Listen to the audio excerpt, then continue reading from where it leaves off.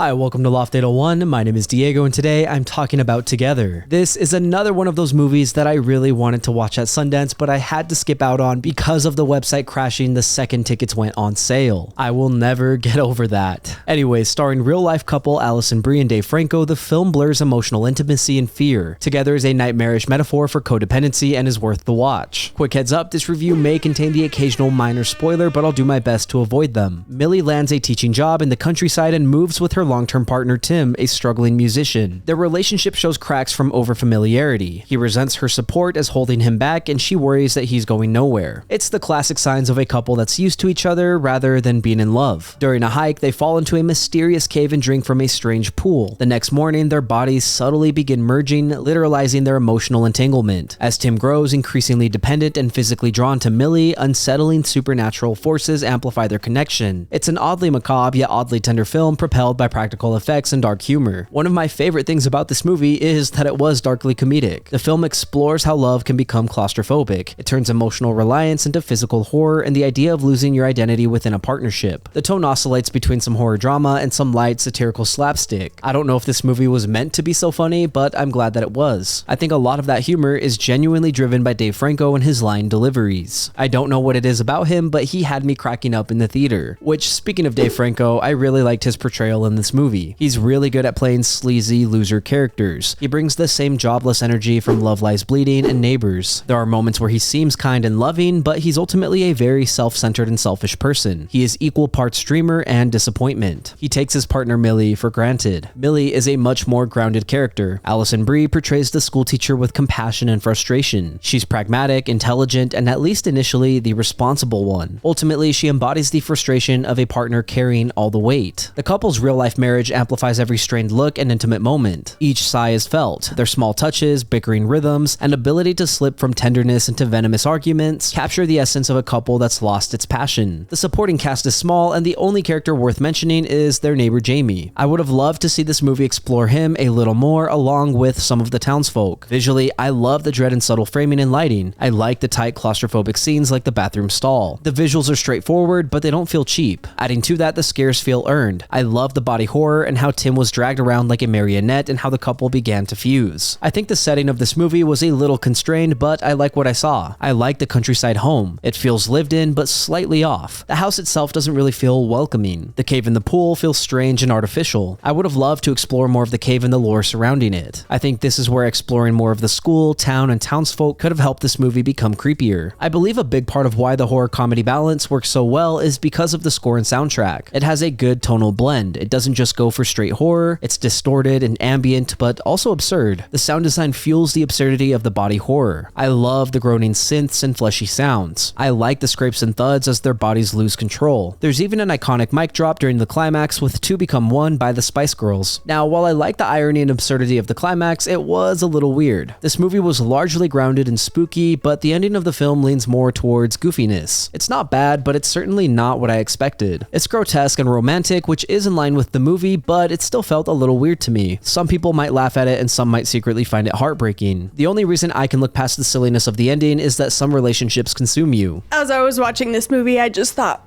babe, can that please be us?